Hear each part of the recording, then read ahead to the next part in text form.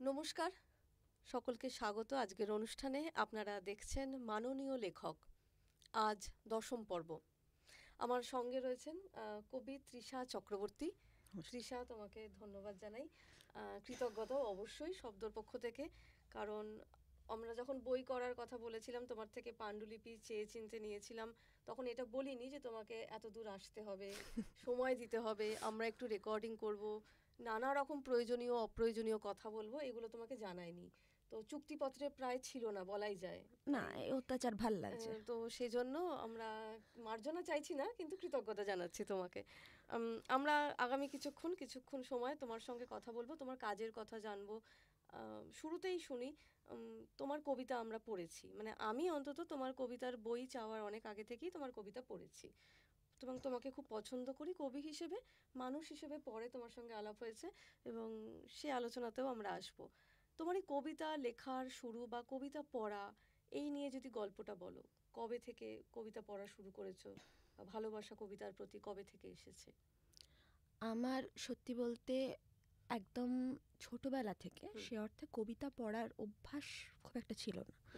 মানে একদম সিলেবাসে যে কবিতা থাকে সেই কবিতাই, মানে স্কুলে যেরকম হতো তখনকার দিনে, বাংলা মিডিয়াম স্কুল, আমি খর্দার রহরা ভবনাথ সেখানে পড়তাম। তো দিদিরা এসে বলতেন, কোনো কোনো ক্লাসে হতো না যে কবিতা পড়ো, তো বই থেকেই রিডিং পড়া হচ্ছে। এবং সেই সময় আমার পড়া শুনে অনেকে বলতেন যে খুব ভালো ইত্যাদি এরকম। তো ওই পর্যন্তই ছিল আমার। তারপরে পড়া যে খুব হয়েছে তা নয়। রবীন্দ্রনাথের যেটুকু এদিক ওদিক থেকে শুনতে পাওয়া যায়, নজরুলের যেটুকু শুনতে পাওয়া যায়, ওইটুকুনি। ডিরেক্ট আমি লেখায় চলে গেছি, মানে একদম ঝাঁপ দিয়ে। আর সেটা হলো ক্লাস 8-এ আমি প্রথম বেড়াতে গিয়েছিলাম দার্জিলিং।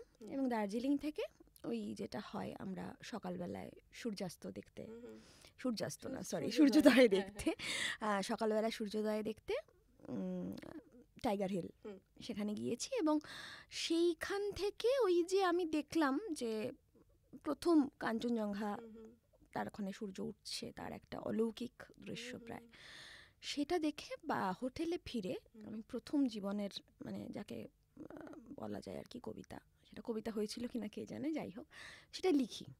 তো সেটা পড়েছিলেন, মানে তার পাঠক ছিলেন আছে প্রথম হচ্ছে আমার মা, এবং তারপরে আমার মা স্কুলের শিক্ষিকা, ফলে আমার মায়ের স্কুলের যারা, মানে আমি মাসি বলতাম, মা সহকর্মী, তাঁরা পড়েছিলেন। এবং তাঁরা পড়ে বলেছিলেন যে এইটা শুধুমাত্র, কয়েকজন বলেছিলেন যে এইটা শুধুমাত্র কাঞ্চনজঙ্ঘা, সূর্য উঠছে এই বিষয়টার থেকেও আরও বড় কিছু, মানে ওই আর কি একটা, মানে রবীন্দ্রনাথ লিখেছিলেন যে ছোট বয়সে ফাঁপা বুদবুদের মতো ভাবনা, আমার ওরকম একটা দার্শনিক ভাবনা জন্মেছিল ক্লাস 8-এ।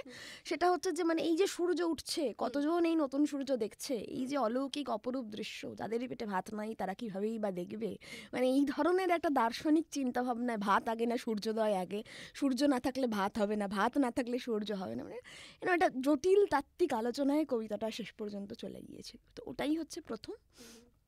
তারপর আমি মোটামুটি যা হয় আর কি, বাঙালির জীবনে প্রেম আসলে বাঙালি লিখতে শুরু করে। আমার ওই 9-10 থেকে প্রেমে পড়া শুরু এবং লেখা শুরু, সেগুলো দীর্ঘ আর কি, নানা রকম চলতে থেকেছে, নানা রকম ছোট বড়।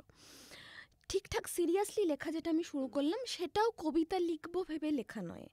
সেটা আমি মূলত যখন গ্র্যাজুয়েশন পড়ছি সেই সময়ে কলকাতা বিশ্ববিদ্যালয়ে যে সমস্ত টিচাররা পড়াতেন এবং যারা উত্তর লিখতেন, আমি সেখানে লিখতে এবং পড়তে গিয়ে দেখতাম যে সবারই লেখা মোটামুটি কম বেশি এক রকমের, মানে কোনো ভ্যারাইটি নেই।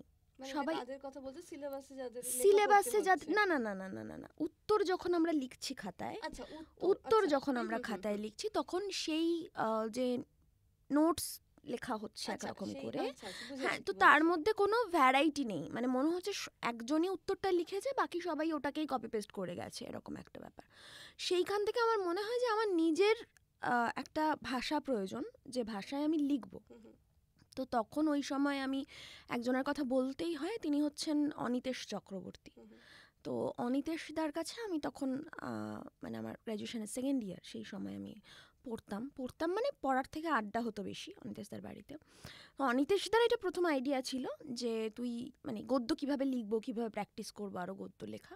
এবং যেহেতু আমি লিখতে খানিক পারি, তো অনিতেশদা বলেছিল তুই ফেসবুকে ছোটো ছোটো করে গদ্য লেখ।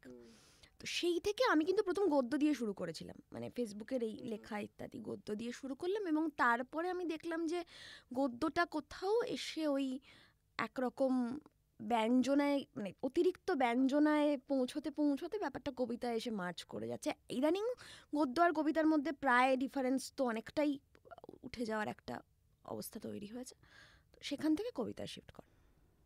এই কথা শুনতে শুনতে আরেকটা যে জিনিসটা মনে পড়ছে, তুমি বলছিলে গদ্য লেখার কথা। গদ্য লেখার কথাটা যদি আরেকটু বলো, যে সেই ব্যাপারে তুমি কি নতুন কিছু বাঁক বদল করতে চাও? যেরকম লেখা হচ্ছে বা যেরকম গদ্য তুমি পড়েছো, সেখান থেকে কোথাও মনে হচ্ছে যে তোমার নিজের কোনো নতুন গদ্য ভাষা তৈরি করার প্রয়োজন আছে বা ইচ্ছে আছে, এরকম কিছু ভাবনা চিন্তা আছে? না, এই মুহূর্তে আমার কবিতা নিয়ে আমি যতখানি সিরিয়াস, মানে কবিতাটা নিয়ে যেভাবে ভাবছি যে কবিতার, আমার নিজেরই কবিতার ভাষা ভেঙে চুরে পরিবর্তন করা আরও দরকার। লেখা একই রকম হয়ে যাচ্ছে অনেক সময় মনে হচ্ছে। তো সেইটার দিকে মনোযোগ দিতে গেলে আপাতত অন্তত গদ্যের দিকে যাওয়ার ইচ্ছে নেই। তবে হ্যাঁ, কোনো একটা সময় আমার ইচ্ছে আছে যে কোনো একদিন একটা উপন্যাস লিখব।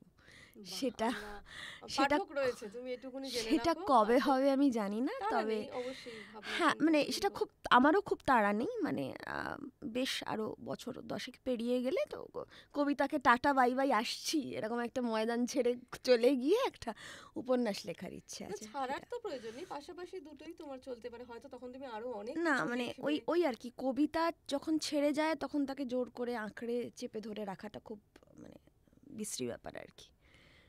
এইখান থেকে আমরা চলে আসি আমাদের যে বইটা আমরা এবার করছি, শব্দ কলকাতা পাবলিশিং হাউস থেকে তোমার যে বইটি আমরা করার সুযোগ পেয়েছি এবছর, সেই বই সম্পর্কে যদি দু এক কথা কিছু বলো। বিস্তারিত কিছু বলো না, কারণ পরে আমরা এই বই নিয়ে আলাদা করে অনুষ্ঠান হবে, আয়োজন হবে, তখন সেই নিয়ে কথা হবে। যদি কিছু সংক্ষেপে বলো আমাদেরকে, হ্যাঁ দর্শক বন্ধুদেরকে। হ্যাঁ, এটা হচ্ছে যে দূরের ময়নাদ্বীপ এই নামটা থেকে অনেকেই সম্ভবত এটা আন্দাজ করতে পারেননি, যেটা আমি একটু চুরি করেছি আসলে নামটা। ময়নাদ্বীপ, মানে অনেকেই আমাকে বলেছেন যে নামটা খুব সুন্দর, কিন্তু তারপরে আমার অনেকের সাথে ফেসবুকে মেসেঞ্জারে ব্যক্তিগতভাবে কথা হয়েছে, তখন আমি তাদেরকে বলেছি যে এটা তো একটা চুরি করা নাম আসলে। মানিক বন্দ্যোপাধ্যায়ের পদ্মা নদীর মাঝি আমার অত্যন্ত পছন্দের একটি উপন্যাস, এবং সেখানে ওই যে ময়নাদ্বীপ জায়গা বা কনসেপ্ট ধারণা, হ্যাঁ একদমই ওখান থেকে এসছে, কনসেপ্ট বা ধারণা যাই বলো, মানে ময়নাদ্বীপে আলটিমেটলি কপিলা এবং কুবের তারা চলে যায়, হোসেন মিয়া তাদেরকে একরকম করে উদ্ধার করে, এইখানে যে শেষ হচ্ছে। এবং গোটা উপন্যাসেই ময়নাদ্বীপ কীরকম একটা জায়গা, ময়নাদ্বীপে গেলে এই হতে পারে, ময়নাদ্বীপে কি বাঘ আছে, সাপ আছে, ময়নাদ্বীপে কি মানুষ খেতে পায়, এইরকম যে একটা অদ্ভুত, এবং ময়নাদ্বীপে কি অঢেল স্বাধীনতা আছে না, আসলে ময়নাদ্বীপে আমি পরাধীন হয়ে থাকবো। এই ময়নাদ্বীপ এবং পদ্মা নদীর মাঝি আমাকে প্রচুর ভাবিয়েছে। এবং পদ্মা নদীর মাঝি নিয়ে সত্যি কথা বলতে গেলে মানে এর আগেও আমার একটা কুবের এই নাম দিয়েই সিরিজের কতগুলো কবিতা আর কি ছিল। আমি যখন শেয়ার করেছিলাম তখনও ওই একটা অংশ লিখেছিলাম যে ওই দেখেছো প্রবল স্বাদ নিয়ত অবাধ্য যে বাধ্যতা তার নিবা মাঝি লগে, কেকার উপনিবেশ কেকার প্রশ্নাধিক প্রেম প্রস্তাব। তো এই যে উপনিবেশের ধারণা এবং প্রেমের ধারণা এবং তারপরে ময়নাদ্বীপ, এই পুরোটা আমার উপর এতটাই প্রভাব ফেলে আছে। তো এইখান থেকে ময়নাদ্বীপ, দূরের ময়নাদ্বীপ এই অংশটা নেওয়া আর কি। আমার কবিতার লাইনের মধ্যেই দূরের ময়নাদ্বীপ ওই ফ্রেজটা তুলেছি আমি, কিন্তু ময়নাদ্বীপের যে ধারণা, ময়নাদ্বীপ আসলে কি, ময়নাদ্বীপকে বলতে গেলে কিভাবে বলবো, নানা তর্ক নানা আলোচনা করা যায় সেটা নিয়ে। কিন্তু আমার ওই লেখাগুলোর মধ্যে আশা করি পাঠক তারা যদি আগে পদ্মা নদীর মাঝি পড়ে থাকেন, ময়নাদ্বীপ সম্পর্কে কিছুমাত্র অভিজ্ঞতা, তাদের কিছুমাত্র ভাবনা চিন্তা থেকে থাকে, তাহলে তারা আলাদা একটা স্বাদ পাবেন, আর যারা পড়েননি তারা অন্যরকম একটা স্বাদ পাবেন। আমি এত সুন্দর একটা কথাও আমি ভাবিনি যে তুমি এখানেই বলে দেবে। খুব ভালো লাগলো, মানে বিজ্ঞাপনের দিক থেকে আমাদের প্রমোশন পারপাস এটা দারুণ ছিল। খুব ভালো লাগলো সত্যি তৃষা। অবশ্যই যারা তৃষার কবি তৃষা চক্রবর্তীর কবিতা পড়েন, পছন্দ করেন, তারা অবশ্যই সংগ্রহ করবেন আশা করি। এবং তৃষার আগেও কয়েকটি বই বেরিয়েছে, সেগুলোর কথাও যদি একটু বলো। আশা করি সেগুলো এবছর পাওয়া যাবে বইমেলায়। হ্যাঁ হ্যাঁ, সেগুলো সম্পর্কে তৃতীয় যদি একটু বলো।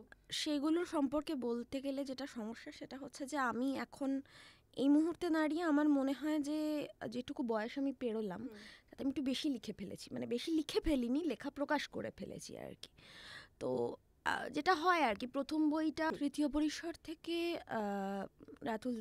রাতুল ঘোষ তিনি বলেছিলেন আমাকে পাণ্ডুলিপি তৈরি করে বই করার কথা হয়েছিল, এবং তারপরে একলব্য থেকে আমার একটি বই হয়েছে, সুশোভন দা করেছে। এবার এই দুটি বইতেই আমার এখন মনে হয়, এবং তারপরে কররেখাপথ মাস্তুলের, আমি যে ধরনের লেখা লিখেছি মানে লিখছি, আমার পুরোটাতেই একটা প্রবণতা আছে যে আমি খুব বড় কবিতা লিখি না, মানে আমার কবিতার আয়তন খুব ছোট ছোট হয়। কিন্তু এই তার যে বক্তব্য, তার যে নোশন, তার যে ধরন, বয়ে যাওয়ার ধরন, সেটা আমার কোথাও মনে হচ্ছে যে বারবার, মানে একটা না যদি কেউ 3টে বই পড়ে তার মনে হবে যে 3টে বই পড়ার কি দরকার ছিল, যে কোনো একটা পড়লেই হতো। মানে এটা আমার নিজের একটা মানে বই প্রকাশের পর তো একটা নির্দিষ্ট সময়ের পর একটা নির্দিষ্ট দূরত্ব তৈরি হয় সেই বইটির সাথে, যিনি লিখছেন তার বা যারা প্রকাশ করছেন তার।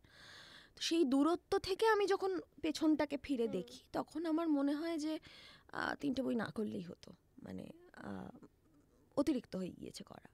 ফলে দূরের ময়নাদ্বীপটা কোথাও একটা গিয়ে আমার মনে হয়েছে যে আগের 3টের যে কাব্য ভাষা ছিল। একটা কথা বলতে পারি, পাঠক হিসেবে আমি তোমার শেষের বইটি পড়েছি, এবং এই নতুন বইয়ের পাণ্ডুলিপিও পাঠক হিসেবে পড়েছি, আলাদা। হ্যাঁ, এটা তো আমি বলছি, কারণ না হলে আমি এক ফরম্যাট বইটি করতাম না। মানে এইটা আগেরগুলো পরপর আমি পড়িনি। হ্যাঁ, এটাই আমি বলতে চাইছি। মানে কররেখাপথে আমার কোথাও মনে হয়েছে যে মানে হয় না যে ধরো একটা পেন্সিল তুমি শার্প করছো, ঠিক আছে, ধরো তুমি ব্লেড দিয়ে সেটাকে শার্প করছো। এবার প্রাইমারিলি কি হয় যে সেটা লেখার উপযোগী একটা বিন্দুতে পৌঁছালে সেটা দিয়ে লেখা যায়, কিন্তু আমরা সেটাতে খুশি হই না সবসময়, আমরা আরও শার্প করি, আরও শার্প করি। এবার ঘটনা হচ্ছে যে ওই একই পেন্সিল তুমি শার্প করে যাচ্ছ, সেই শার্পের চূড়ান্ত শার্পনেসটা যদি কিছু একটা হয় সেটা কররেখাপথ, তার আগের অংশগুলোই বাকি দুটো বই। ফলে মানে দোজ আর সেম পেন্সিল। হলো কিছুটা, আমার এখন আগ্রহ হচ্ছে আগের দুটো বই নিয়ে পড়ার। সেম পেন্সিল কিন্তু ভিন্ন ভিন্ন ধাঁচ, ভিন্ন ভিন্ন ধার, এটাই পার্থক্য, এটা আমার মনে হয় এখন এই সময়। এরপরে যে কথাটা জানতে চাইবো সেটা আমরা শুরু হওয়ার আগেও কিছুক্ষণ গল্প করতে করতে উঠে আসছিল যে তোমার বিড়ালের কথা, তোমার ঘরে বিড়াল আছে এবং তুমি খুবই ভালোবাসো, কিন্তু যেটা বলছিলাম যে কেন তোমার লেখাতে আমি পাই না।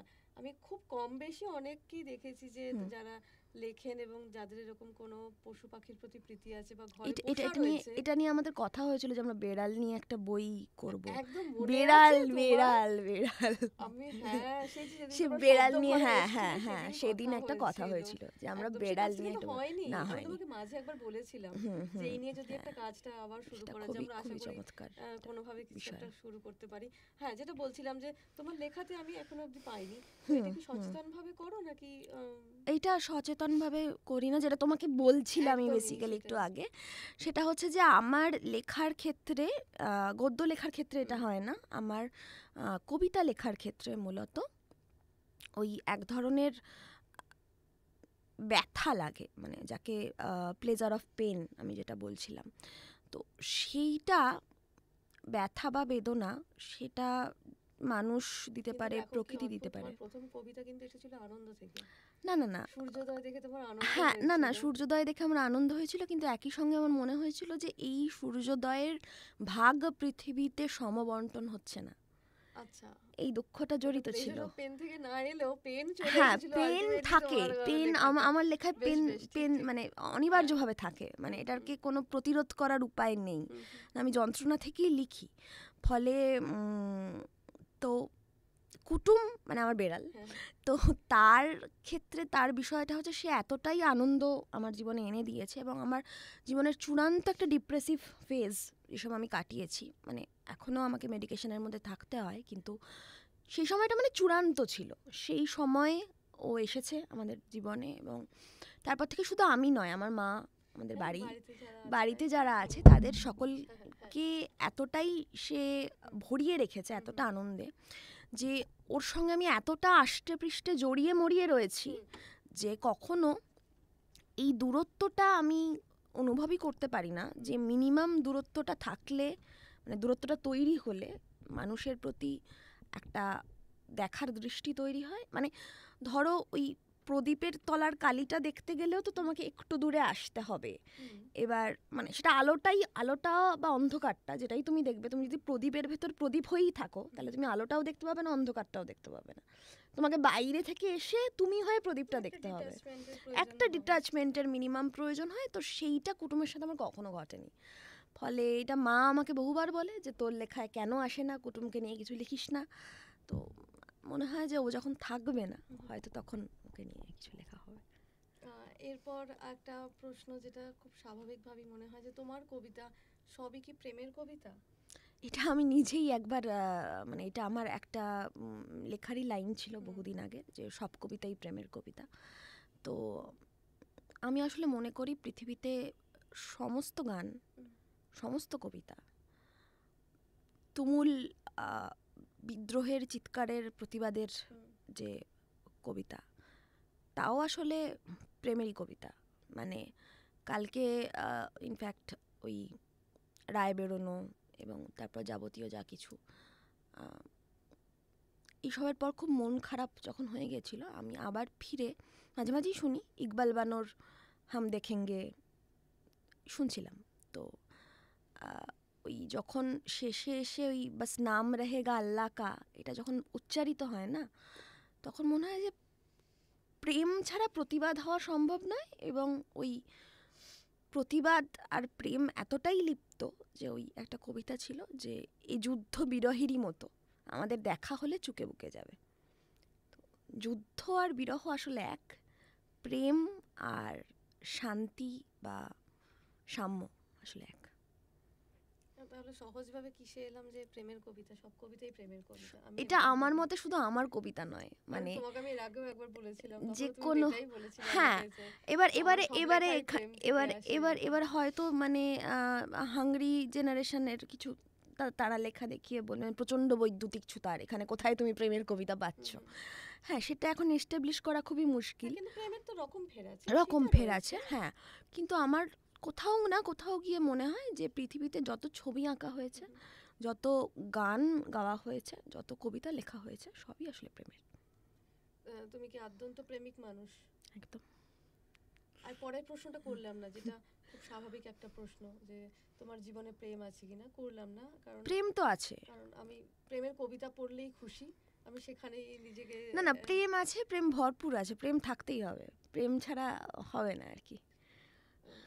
ঠিক আছে, আমরা এই নিয়ে অন্য আরেকটা আলোচনাতে বসবো, সেখানে এই না তুমি প্রেম আর সম্পর্ককে, হ্যাঁ একদম আলাদা। হ্যাঁ, প্রেম আছে, সম্পর্ক নিয়ে আমি কিছু বলিনি, সম্পর্ক অনেক জটিল, কমিটমেন্ট অনেক কিছু, প্রেম থাকা ভালো, প্রেম আছে, ভরপুর প্রেম আছে একদম। আর তোমার পড়ার কথা বলো, তোমার পড়ার যে অভ্যেস, তুমি খুবই পড়ো, তো সেক্ষেত্রে একটু বলো। যেমন শুনছিলাম তোমার কবিতা পড়ার একটা অদ্ভুত অভ্যেস আছে, মানে কবিতা পড়া না, আরো নির্দিষ্ট করে বলি, কবিতার বই তোমার পড়ার একটা অদ্ভুত নিয়ম আছে, প্লিজ আমাদের সঙ্গে একটু শেয়ার করো সেটা। আমি খুবই পড়ি, এটা হচ্ছে খুবই ভুল কথা, কারণ আমি একটা সময় খুবই পড়তাম, তারপরে মোটামুটি আমার যাদবপুর বিশ্ববিদ্যালয়, এটা এক্ষুনি যাদবপুর বিশ্ববিদ্যালয়ে যারা শুনছেন তারা খুব রেগে যাবেন আর কি, যাদবপুর বিশ্ববিদ্যালয়ে যাওয়ার পর থেকে আমার পড়াশুনোর পাঠ মোটামুটি চুকে গেছে আর কি। তো যত দিন যাচ্ছে এটা আরও বাড়ছে, মানে আমার শেষ বোধে আমি উপন্যাস পড়েছি রঘুচণ্ডালের হার। তো মানে আমি মনে করতে পারি না যে আমি শেষ কবে বসে খুব শান্তিতে একটা উপন্যাস, যেটা আমি আগে কখনো পড়িনি, মানে এর মধ্যেখানে আমি বহুবার পঠিত উপন্যাস, মানে রাজসিংহ আমি বারবার পড়ি, ফিরে ফিরে পড়ি, কিন্তু আমি আগে কখনো, হ্যাঁ, মানে পথের পাঁচালী, এবং এগুলোর একটা সুবিধা আছে, সেটা হচ্ছে এগুলো তখন গোটা না পড়লেও চলে। মানে পথের পাঁচালী আমার যেখানে মনে হচ্ছে যে দুর্গা মারা যাচ্ছে আমি ওই জায়গাটা পড়বো, বা ওই মূর্খ বালক পথ কি এখানে শেষ হলো, এইখানটা আমি পড়বো, আমি খুলে টুক করে ওইখানটা পড়ে নিলাম। তো তো এটা করা যায়, কিন্তু বঙ্কিমের সমস্যা হচ্ছে বঙ্কিম আবার ওইভাবে পড়া যায় না, মানে বঙ্কিম প্রচণ্ড মানে কী বলবো, লোভ দেখান। মানে আমি যেটা খুলেই ভাবি যে এটুকু পড়ে রেখে দেবো, আমি কোনোদিনই দেখেছি যে বঙ্কিমে ওটা হয় না। এবং আরও বিপজ্জনক হচ্ছে বঙ্কিম পড়তে শুরু করলে পরপর পড়তে থাকি, মানে চলতেই থাকে ওটা আর কি। তো রিসেন্ট সাম্প্রতিক বেরোনো উপন্যাস আমি খুবই খুবই কম পড়েছি। আর কবিতার বইও আমি প্রচুর বই কিনি এবং মায়ের কাছে চূড়ান্ত গালাগালি খাই যে কোনো দিন আমাকে ঘর থেকে বার করে দেওয়া হবে। বই রাখার জায়গা, হ্যাঁ, মানে মানে হয় তুই থাক নয় বই থাক, এরকম একটা, হয় তুই নয় বই, এরকম একটা অপশান আমাকে মাঝে মাঝে শুনতে হয়। তো এই প্রচুর বইয়ের মাঝখানে যেটা হয় সেটা হচ্ছে যে আমি কোনো একটা মানে কাজ, এখন বই পড়া কমেছে মূলত কাজের চাপ, এবং প্রচণ্ডভাবে আমি অসুস্থ থাকছি নানা সময় সেই কারণে। তো তাতে করে বই পড়া খুব কমে এসছে। যেটা অভ্যাস, যেটা মজাদার তুমি বলছিলে, সেটা হচ্ছে যে আমি করি যেটা, মূলত আমি রাত্রিবেলা পড়ি। রাত্রিবেলা ওই সব শুনশান হয়ে যাওয়ার পরে আমি যেটা করি, একা একা গিয়ে ওই বইয়ের তাকের সামনে দাঁড়াই, এবং আমার একটা মানে দুটো তাকে বেসিক্যালি আলাদা করা আছে, কিছু কবিতার বই সেখানে থাকে। সেখানে এক এক দিন এক একটা আমি বই টেনে বার করি, এবং সেটা একদম সেই মানে রবীন্দ্রনাথ জীবনানন্দ থেকে শুরু করে একদম এই সময়ের সাম্প্রতিকতম যারা লিখছেন তাদের বই অবধি, এবং খুলে বার করে সেটার যে বই আগে পড়িনি, এবং কখনো কখনো রবীন্দ্রনাথের ক্ষেত্রে বা জীবনানন্দের ক্ষেত্রে যে আগে পড়েছি, তাও বিনয় মজুমদারের ক্ষেত্রে স্পেশালি তিনজনের নাম বললাম, তো যা আগে পড়েছি, ভাস্কর, এদের ক্ষেত্রে যা আগে পড়েছি তাও আচমকা কোনো একটা পাতা উল্টাই, মানে বইটা সামনে নিয়ে ওই বাইবেল খুলে বসার মতো একটা পাতা এরকম করে খুলি, এবং যে পাতাটা খোলে আর কি, সেই পাতাটার কবিতা পড়ি, এবং তারপর র্যান্ডাম পাতা উল্টাই, এবং তারপরে যে পাতাটা আসে সেই কবিতাটা পড়ি আর কি। এভাবে 5-6টা কবিতা মোটামুটি যতক্ষণ ভালো লাগে পড়তে ঠিক ততক্ষণ পড়ি, তারপর আবার বই বন্ধ করে রেখে দিই, এবং সেই বইটা আবার কবে খুলবো আমি ঠিক জানি না। ফলে যারা আমাকে এটা বলেন বই পড়ার পর যে তৃষা বইটা পড়েছিস একটু বল, তাদেরকে আমি এটা বলতে পারি না, মানে লজ্জাতেই বলতে পারি না যে বুঝলেন কি না দাদা, আপনার বইটা আমি শুরু থেকে শেষ অবধি না পড়িনি, আপনার বইয়ের বুঝলেন এত নম্বর কবিতাটা আমি পড়েছি। আমি কি বলবো আপনাকে গোটা বই নিয়ে। তো এটা খুবই একটা সমস্যার ব্যাপার, কিন্তু এইটা আমাকে দুভাবে আর কি আমাকে স্পর্শ করে। সেটা হচ্ছে যে ওই কবিতার বইয়ের একটা নির্দিষ্ট অর্ডার থাকে, তো আমার কখনোই এই অর্ডারটা পছন্দ হয় না। মানে ধরো কবিতার বই সাজানোর যে, হ্যাঁ, মানে যিনি সাজান, এই যে আমাদের খাটনিগুলো, তুমি কি এটা বুঝতে পারছো? এই যে খাটনিগুলো হয়, না পাণ্ডুলিপিটা তো যিনি করে দিয়েছেন, পাণ্ডুলিপিটা তো লেখকই করে দিয়েছেন। হ্যাঁ, না আমি তোমরা তো সাজিয়েছো, ধরো মানে বইটাকে সাজিয়েছো, আমি বলছি কোন সাজানোটার কথা, যেটা পাণ্ডুলিপি যিনি করছেন তিনি ক্রমান্বয়ে এই কবিতার পর এই কবিতা থাকবে এরকম একটা সেন্স থেকে সেটা করছেন, এবং তাতে একটা তার ভাবনা বিবেচনা ইত্যাদি কাজ করে, তো একটা সচেতন নির্মিতি থাকে, তো মানে পুরোটাই নির্মাণে যাচ্ছে। ফলে ওই যে নির্মাণটা, ওটাকে আমি পুরো ভেঙে চুরে আর কি, মানে যাকে বাংলা ভাষায় বলাৎকার করা বলে, সেইটাই আর কি একদম প্রায় করে দিয়ে ধ্বংস করে দিই ব্যাপারটাকে, এইটা ওটা সেটা করি। এবং মজার কথা হচ্ছে আমি কিন্তু রবীন্দ্রনাথ জীবনানন্দও এই কাজ করি, মানে ওই যে কোনো পাতা খুলে বসি এবং যে কোনো কবিতা পড়তে শুরু করি। বইমেলায় বই কিনবে? হ্যাঁ, প্রচুর, এবং আবার বাড়িতে গিয়ে গালাগাল খাও। আর তোমার কি এরকম কোনো প্ল্যান আছে যে, তো যদি তুমি বিয়ে করার কোনো পরিকল্পনা থাকে, তুমি যদি কখনো বিয়ে করো, তাহলে একমাত্র তখনই এই প্রসঙ্গ আসবে, নয়তো নিজে একা থাকলে তো এই প্রসঙ্গ আসে না, তো সেক্ষেত্রে যেখানে যাবে সেখানে বইয়ের তাক আলাদা করে থাকতে হবে, তোমার আলাদা পড়ার জায়গা থাকবে, পড়ার টেবিল থাকবে, নিজের ঘর থাকবে, এরকম কিছু চিন্তা ভাবনা আছে? হ্যাঁ, আচ্ছা, একদমই আছে, এবং এই জায়গাটা, পড়ার টেবিলটা হচ্ছে আমার কাছে একটা, প্রশ্নের ভঙ্গি না পাল্টে গেল তোমার ক্ষেত্রে, মানে আমি অন্যদের ক্ষেত্রে আমি বলেছি যখনই এখানে মহিলা কেউ বসেছেন এই জায়গায়, তাকে বলেছি তোমার ঘর আছে তো, কারণ তারা তাদের তৈরি করে একটা ঘরে রয়েছেন, সেখানে প্রশ্ন করেছি তোমাকে আমি এখন ফিউচারে তুমি সেটা পারবে কিনা করে নিতে পারবে। রুম অফ ওয়ানস ওন, একদম আমি সেটাই আমি তৈরি নিজস্ব করার একটি চেষ্টা ঘর। করছি যে একদম হ্যাঁ, তো না এই আমার কাছে টেবিল ব্যাপারটা খুব প্রহসন, পড়ার টেবিল। আমার ক্লাস 7-এ পড়তে আমার একটি পড়ার টেবিল তৈরি হয়ে এলো। আমাদের তখন একতলা ছোট্ট একটি বাড়ি।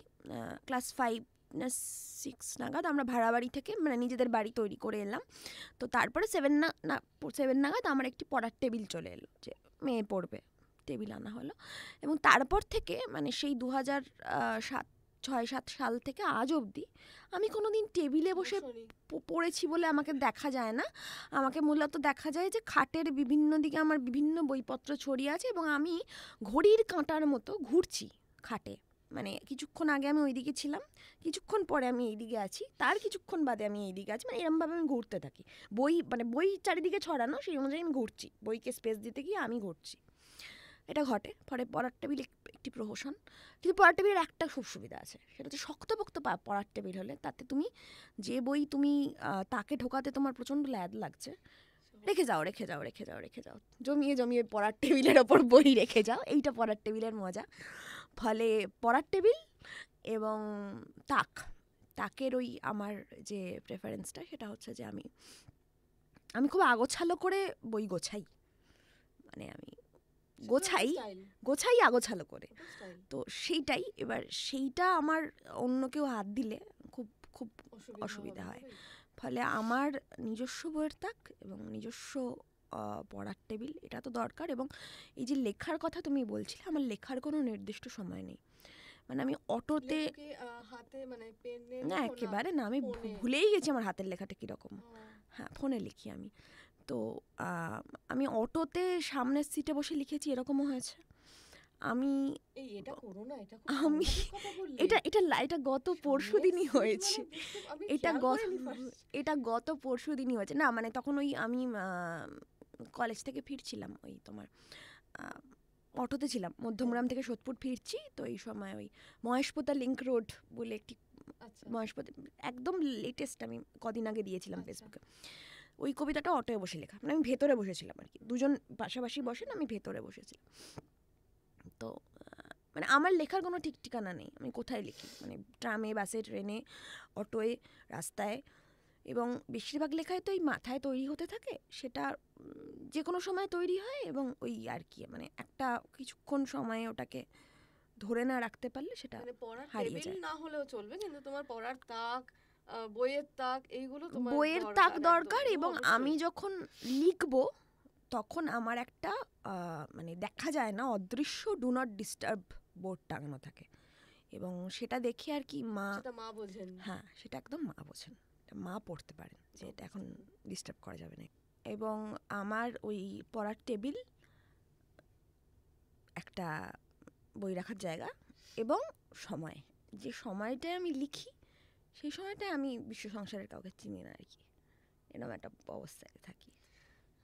যে সকল দর্শক বন্ধুরা আমাদের সঙ্গে রয়েছেন তাদেরকে ধন্যবাদ এবং কৃতজ্ঞতা জানাই শব্দ কলকাতার পক্ষ থেকে। আপনারা অনুষ্ঠানটি দেখতে পাচ্ছেন শব্দ কলকাতা পাবলিশিং হাউসের ফেসবুক পেজ, শব্দ কলকাতা কালচারাল ট্রাস্টের ইউটিউব চ্যানেল এবং অবশ্যই আমার ফেসবুক টাইমলাইনে। এবং তৃষা যখন শেয়ার করবে তখন অবশ্যই ওর টাইমলাইনেও দেখা যাবে অনুষ্ঠানটি। আমরা অনুষ্ঠান শেষ করব, যে কথাটা জানতে ইচ্ছে করছে, তোমার যে কটা কবিতার বইয়ের কথা বললে সবকটি এক ফর্মা? না, এক ফর্মা না, কররেখা পথ 3 ফর্মা ছিল। হ্যাঁ, আর তোমার হাসির থেকে দূরে 4 ফর্মা। আর প্রথমটা তো লিপি ছাড়া ক্ষত আছে কিছু, ওটা বোধহয় 4 ফর্মা হতে হয়নি, মানে ওই একটা মাঝামাঝি ব্যাপার আর কি। তো এই কথাটা এলো একটা কারণে, সেটা হচ্ছে যে এরপরে তোমার কিছু পরিকল্পনা আছে নিজের কবিতাকে নিয়ে, কবিতাকে ভাঙা করার কথা যেহেতু শুরুতেই বলছি। হ্যাঁ, এর পরের পরিকল্পনাটা এরকম রেকর্ডেড বলে দেওয়া খুব বিপজ্জনক। না, তুমি একদম সত্যি যা পরিকল্পনা তা আমাদের বলার দরকার নেই, আমরা অপেক্ষা করব। না, এর পরের পরিকল্পনাটাই হচ্ছে কিছু না করার পরিকল্পনা। মানে আগামী বই আসবে না? হ্যাঁ, তাহলে নিশ্চয়ই আমরা গল্পের বই পাবো। না, গল্পতে আমি ঢুকছি। তুমি আমাদের পত্রিকার জন্য একটি লেখা দিয়েছো এবং সেটা গদ্য লেখা, তো সেই জন্য হ্যাঁ, এইটা একটা কথা, সেটা হচ্ছে যে আমি গদ্য লিখতে পারি, কিন্তু এই মুহূর্তে আমার গদ্য লেখার ক্রাইটেরিয়াটি হচ্ছে, এটা ওই বিজ্ঞাপনের মতো করে বলি, সেটা হচ্ছে আমাকে কেউ ঠেলা দিলে আমি গদ্য লিখবো। সেটা আমরা সুদীপ্তা দেখলাম। সুদীপ্তা আমাকে ঠেলা আমরা দিয়েছিল দেখেছি। এবং খোঁচা দিয়েছিল যে তোমাকে একটু তাড়াতাড়ি লিখে দিতে হবে। আমি খুব ব্ল্যাথখোর মানুষ, খুবই অলস প্রকৃতি, ফলে তুমি খুবই বিষয়টা আমার, তাড়াতাড়ি দিয়েছো। হ্যাঁ বিষয়টা আমার খুব সুন্দর পছন্দ একটা লেখা হয়েছিল। লিখেছো। এবং সুদীপ্তার তাড়া খেয়ে আমি একটি গদ্য লিখেছি। তো আমাকে গদ্য লেখাতে হলে আমাকে তাড়া দিতে হবে। তাহলে আশা করছি একটা গদ্যের বই আমরা পেতে পারি আগামী বইমেলায়, বা তাড়া দিলে বইমেলা নয়, মানে যখনই হোক আমরা ভবিষ্যতে পাওয়ার লোকজন সুযোগ রয়েছে। লোকজন যদি তাড়া দিয়ে তৈরি করেন। তারা দিয়ে তৈরি করতে পারে অবশ্যই। তোমার পছন্দের লেখক কে? আমি লেখক লেখক বলেছি, আমি কোনো কবি ও ঔপন্যাসিক বলে নির্দিষ্ট করিনি। তুমি কয়েকজনের নাম বলেছো এই আলোচনার মধ্যে, তাদের কাছে তুমি বারবার ফিরে যাও তাদের লেখায়, তারাই কি? আখতারুজ্জামান ইলিয়াস, বাবা, চিলেকোঠার সেপাই খোয়াবনামা, ঘুরে ঘুরে ওই যে নামটা তখন বলা হয়নি, এই নামটা মিস করেছি বলেই আরেকবার বললাম আর কি আমি। এবং আরেকজন আমাদের ইনিও পছন্দের খুব কবি বলো। আচ্ছা তুমি আগে উত্তরটা দিয়ে নাও। কবি তো জীবনানন্দ, রবীন্দ্রনাথ নন। এখনকার কথা বলো। এখনকার বিপজ্জনক প্রশ্ন। এখনকার লেখার মধ্যে সায়ন্তন গোস্বামী। আচ্ছা, একদম সাম্প্রতিক যারা লিখছে তাদের কথা একদম বলছি। তাদের কথাই বলো। হ্যাঁ, রানাদার নামটা বলবো ভাবছিলাম। রানাদা তো অনেক মানে খানিক সিনিয়র আমাদের, রানা একদম। রায়চৌধুরী। আচ্ছা, সায়ন্তন গোস্বামী, নীলাঞ্জন দড়িপা, তনুশ্রী বাগ। আচ্ছা, আর হচ্ছে বই বেরোচ্ছে তন্ময় ভট্টাচার্য। হিয়াদির লেখা বেশ লাগে, হিয়াদির সারনেম কি মুখার্জি বোধহয়, হিয়া মুখার্জি, হ্যাঁ। আর শাশ্বতী সরকার, ভালো লাগে। শাশ্বতী সরকার। আপাততই আর মনে পড়ছে না। ধন্যবাদ এরকম অকপটে পছন্দের কবি বলার জন্য। আমি কিন্তু ভেবেছিলাম তুমি বলবে না এই সেই কিছু একটা না বলবে। আমি আমার বলে খুব গেলাম। ভালো লাগলো তুমি নামগুলো বললে। অনেকেই আমার পছন্দেরও রয়েছেন এই লিস্টে। তোমার যে বই আমরা বের করতে পারছি, একটা নাম মিস সেক্ষেত্রে- করেছি, হ্যাঁ, একটা নাম অবশ্যই, মিস অবশ্যই, করেছি, বলো, মনে বলো। পড়ে গেল, না বললে অপরাধ হবে। মুন্নি সেন। খুব খুব খুব খুব উল্লেখযোগ্য একজন। মানে মানে আমি মুন্নির দিকে আমি মানে মোটামুটি প্রায় খুব কৌতূহল ভরে তাকিয়ে রয়েছি যে মুন্নির বই আসবে এবং সেটা মানে ওর বই আসছে হ্যাঁ সম্ভবত হ্যাঁ এই বইমেলায় আমি একান্ত দেখলাম। ক্যানেস্তারা, হ্যাঁ, আমি দেখলাম একটা বই আসছে। আসছে। হ্যাঁ, তো মুন্নির দিকে খুবই আগ্রহ নিয়ে তাকিয়ে আছি। এবং আমরা আরও ঝাঁপিয়ে পড়বো একজন, সেই বই সেটা কিনতে। হচ্ছে যে ভবানী বিশ্বাস। ওর একটি এক ফরমার বই দিদার সুরেলা গান চমৎকার লেগেছে আমার। এবং ভবানী মানুষটি এত ভালো। ভবানী অনেক দূরে আসামে সে থাকে, কিন্তু ওর লেখায় ওই ত্রিপুরায় থাকে, হ্যাঁ ত্রিপুরায় থাকে। তো সে আর কি খুবই খুবই চমৎকার লেগেছে। মানে এই দুজনেরই খুব অল্প কবিতা পড়েছি এবং এই দুজনের দিকেই খুবই, মানে এদেরকে ঠিক প্রিয় বলার সময় এখনো আসেনি, কারণ সেভাবে তো পড়িনি, মানে বড় অনেকটা লেখা সে অর্থে পড়া হয়নি। কিন্তু এই দুজনের দিকে আমি খুব আগ্রহ নিয়ে তাকিয়ে আছি, ভবানী এবং মুন্নির দিকে, যে ওদের কাছ থেকে পাও কিছু একটা। ধন্যবাদ তোমাকে, ধন্যবাদ জানাচ্ছি আমাদের সঙ্গে এতক্ষণ থাকার জন্য, কথা বলার জন্য, এবং এত রকম প্রশ্ন আমি যা যা করলাম সব ধৈর্য ধরে উত্তর দেওয়ার জন্য। অবশ্যই কথা আরও ছিল এবং এই বই নিয়েও কথা হবে, সেটা পরে হবে এবং সেই দিনক্ষণ সব কিছু জানানো হবে। আপাতত বইমেলা, আপাতত আমরা ফিরে যাই দূরের ময়নাদ্বীপের কাছে। আমরা দূরের ময়নাদ্বীপকে কাছ থেকে একটু হাতে নিয়ে দেখার সুযোগ পাচ্ছি। আগামী সপ্তাহ থেকে বইমেলা শুরু হচ্ছে, আমাদের বই পাওয়া যাবে, কোথাও না কোথাও পাওয়া যাবে, সব খবরই আমরা দিয়ে দেবো। এবং বইমেলার পরেও কোথায় কোথায় পাওয়া যাবে সে খবরও আপনারা জানবেন। যারা পড়তে চান কবি তৃষা চক্রবর্তীর কবিতা, অবশ্যই সংগ্রহ করুন। এবং ওর আগের বইগুলো আমিও কিছু পড়েছি, এবং যেহেতু একটু ও বললো যে পরপর 3টে বইয়ের কথা একরকম লেখা, আমি বাকি 2টো সংগ্রহ করছি, করে আমি একসঙ্গে পড়বো। এই জিনিসটা আমার কাছে খুব ভালো লাগলো, যে কীভাবে ও নিজেই সচেতনভাবে চেঞ্জ করছে নিজের লেখার স্টাইল এবং সব কিছু। ধন্যবাদ তোমাকে। যে সকল দর্শক বন্ধুরা সকলে আমাদের সঙ্গে এতক্ষণ ছিলেন তাদেরকেও ধন্যবাদ জানিয়ে আজকের অনুষ্ঠান এখানেই শেষ করছি। দেখা যাবে আমাদের পরবর্তী পর্ব, আমাদের যেখানে যেখানে আজকের অনুষ্ঠান দেখা গেছে সেখানেই। সকলে ভালো থাকবেন, নমস্কার।